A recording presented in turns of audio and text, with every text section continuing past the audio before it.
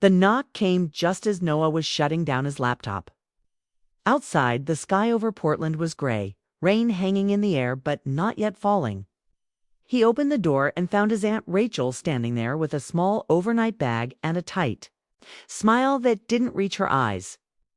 She stepped inside quickly, as if the hallway might hear her thoughts. Rachel had always been calm and put together, the kind of woman who planned family dinners weeks in advance. That evening, her hands shook slightly as she set the bag down. "I was nearby," she said. "I thought I'd stop in." Noah knew. That wasn't true. Rachel lived 40 minutes away. He didn't ask questions. He made tea and listened as she spoke about nothing important: the traffic, the weather, a new bakery near her house. Her words moved fast, but her eyes stayed distant. After a long pause, she finally looked at him. "Do you ever feel like your life is happening without you?" The question landed hard. Noah nodded slowly. Rachel exhaled, like she had been holding that breath for years.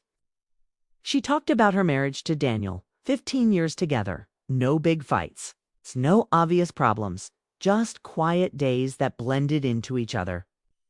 Daniel worked late. He forgot small things. He assumed she would always be there, steady and patient. "I don't think he means to hurt me," she said, "but sometimes I feel like a shadow in my own home." Noah listened, careful not to interrupt. Rachel wasn't angry. She was tired. Tired of asking. Tired of waiting. Her phone buzzed. She glanced at the screen and turned it face down without reading it. "I didn't come here to complain," she added quickly. "I just needed to talk to someone who sees me." Before Noah could respond, his phone vibrated on the table. "Aunt Melissa, are you home? I really need to see you." Noah frowned. Rachel noticed and stiffened. The sisters-in-law had been distant for years, polite at family events, but never close. Seeing both on the same night felt wrong. Melissa arrived 20 minutes later, rain-soaked and breathless. She apologized too much as she stepped inside, her usual confidence missing. When she saw Rachel, surprise flashed across her face, followed by something unreadable. They sat in different chairs, the room suddenly too small. Melissa spoke first. "I didn't know you'd be here." Rachel's voice was calm. "Neither did I." Silence stretched. Noah felt like he was standing between two storms. Melissa folded her coat carefully and began to speak, fast and controlled. She talked about Vancouver, about her work, about how Andrew had been distant since his promotion. She said they still cared about each other, still laughed sometimes, but something vital was gone. "We're good on paper," she said, "but I feel empty." Rachel looked at her then, really looked. For the first time that night, there was no tension, only recognition. Melissa turned to Noah. "I know this is strange. I just needed someone I trust. Someone who won't judge me." Rachel nodded. "That's why I came too." The room shifted. Noah realized they hadn't planned this. They hadn't spoken. Yet both had come to him with the same quiet need. They weren't asking for advice. They weren't asking him to take sides. They wanted to be heard without being fixed. Rachel spoke about small moments eating dinner alone, talking to Daniel while he stared at his phone. Melissa spoke about long drives, about how silence filled the car even when Andrew sat beside her. Noah felt the weight of their words. These were not reckless women. They were careful, loyal, thoughtful. That made their pain harder to ignore. Rachel stood and walked to the window. "I don't want to break my family," she said. "I just don't want to disappear." Melissa's voice was soft. "I feel the same." Noah understood then that this night wasn't about secrets.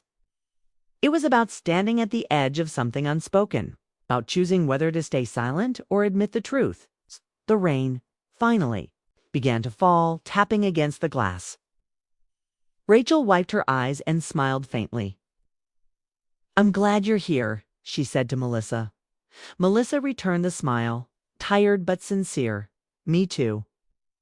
Noah didn't know what would come next. Hey, only knew that both women had crossed a quiet line by coming to him. And once crossed, nothing would ever feel quite the same again. Noah couldn't stop thinking about that night. Rachel and Melissa had left his apartment, but their words lingered like shadows that refused to fade. He kept replaying their stories in his mind, each detail sharper than the last, each emotion heavier than he expected. He knew both women were hurting, but hearing it out loud made it real in a way that was impossible to ignore. He had always thought of them as confident, stable, untouchable women who managed life with grace. But here, they were vulnerable, almost fragile, and somehow looking to him for a lifeline.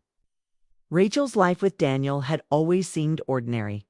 From the outside, they were a perfect couple, no arguments at family dinners, no public displays of anger, no crises. But Noah now understood ordinary could hide quiet suffering. Rachel described mornings when Daniel barely said hello before, rushing to work, evenings when he buried himself in his laptop while she waited for conversation that never came. Weekends filled with errands and chores instead of laughter. "I don't want to leave him," she admitted one evening over a video call, her voice breaking. I don't know if I exist for him anymore." Noah felt a pang in his chest. She wasn't asking him to solve her marriage. She wasn't asking for advice. She simply wanted someone to acknowledge her, to remind her that she still mattered. Melissa's story, though different, mirrored Rachel's pain in ways that surprised Noah. Melissa had been married to Andrew for 10 years. And outwardly, they had a perfect life. Comfortable home, nice car, respectable jobs, social circle that admired them. Yet Melissa spoke of silent dinners, conversations that stayed on the surface, and nights when she felt more like a roommate than a partner. "I thought marriage would feel like a safe harbor," she confessed one afternoon during a long phone call, "but it feels empty, like I'm drifting alone in the middle of a storm." Noah listened, gripping his mug of coffee tightly, trying to process the fact that both women he had known all his life were hurting in parallel ways, yet no one else seemed to notice. What stunned Noah the most was how both Rachel and Melissa had chosen him, not a counselor, not a friend from work, not someone trained in advice, but him. They needed someone outside their marriages, someone neutral, someone who would see them clearly without judgment. And somehow, by being that person, Noah had become part of an emotional world he never anticipated entering. He hadn't done anything, yet hadn't promised anything, but already the weight of their trust felt enormous. Noah started noticing small ways they reached out. Rachel sent him text messages in the middle of the day, memories of when she was younger, thoughts about dreams she had abandoned, things she didn't dare tell Daniel. Melissa called him during long drives, sometimes just to share a song that reminded her of better times, sometimes to talk about feelings she couldn't voice to Andrew. Noah didn't initiate these conversations. He didn't encourage them. And yet every message carried a weight, a subtle pull, as if the women were drawn to him as much as he was drawn to their pain. Despite the lack of anything inappropriate, Noah began to feel the tension between their worlds and his. It was not physical. There was no touch, no flirtation in the overt sense. But emotionally, the line between friendship and something deeper was becoming blurred. Rachel's voice over the phone sometimes lingered, soft and hesitant, like she wanted to say more than she dared. Melissa's laughter had a nervous edge, as if she was testing the air around him, checking if it was safe to share. Noah realized that being present for their loneliness was itself a dangerous role. He was becoming essential, invisible yet necessary, a silent witness to desires neither of them could fully express at home. One night, Noah was up late when Rachel called unexpectedly. Her tone was quiet, almost fragile. "Do you think people can love more than one person in different ways?" she asked. Noah froze. The question wasn't about him directly, but it was heavy, loaded with longing and fear. He knew what she was really asking. Could she feel love for Daniel and still feel connections somewhere else? Could Melissa feel love for Andrew and still reach for something she didn't have? He didn't answer immediately. He just listened as she breathed, the silence stretching long enough that he could hear the faint rain tapping on the window behind him. Melissa reached out the following evening. "I don't want to hurt anyone," she said, voice breaking. "Slightly, I don't want to ruin what we have. Just, I need to feel seen." Noah understood completely. He realized then that both women were in the same emotional space, craving acknowledgement, longing for connection, struggling with loyalty, and yet reaching toward the same safe harbor him. Noah found himself reflecting on how fragile human emotions could be. Infidelity wasn't always about betrayal or passion. Sometimes it began quietly with unmet needs, loneliness, and longing for someone who would simply listen. He had become the keeper of their unspoken truths, the invisible witness to hearts stretched thin. And he felt the weight of responsibility pressing down. Days passed, and Noah's own feelings became harder to ignore. He felt a protective pull toward both women, a desire to comfort, to understand, to hold space for them. But he also felt the caution that this was a boundary he could not cross. He could not allow emotions to grow into something that might hurt them, their families, or himself. The tension built quietly, a storm that never erupted but constantly threatened to. At times, he questioned whether he should step back entirely, whether being present for both women was fair or safe. But he also realized that absence could feel like abandonment, and abandonment could deepen their pain. It was a delicate balance to care without encouraging, to listen without inserting himself too deeply, to be needed but not become indispensable. One evening, Noah received a joint message from them, almost in unison. "Thank you for listening, for being here. It means more than you know." Noah stared at the screen, heart heavy. No one had ever trusted him like this. He had become a silent confidant, a guardian of hearts that had been neglected for far too long. And he knew in that moment that nothing would ever feel simple again. By the end of the week, Noah realized something crucial. The challenge wasn't about managing his feelings or theirs. It was about understanding the quiet gravity of emotional infidelity. He had not crossed any lines, but he was walking the edge of them. Rachel and Melissa had confided in him because they needed him to see their loneliness, their longing, and their emotional neglect.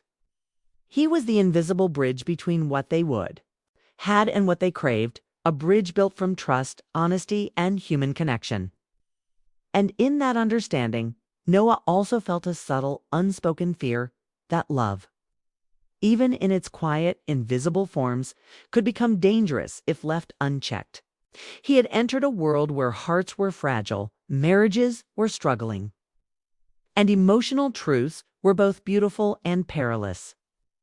The question now wasn't just about Rachel or Melissa was about himself and whether he could remain a safe space without becoming part of the story in ways he would regret.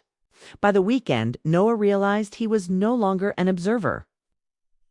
He had become part of the emotional landscape of two people he cared deeply about, though in ways that would never be spoken aloud. He understood the fine line between being a comfort and being a temptation.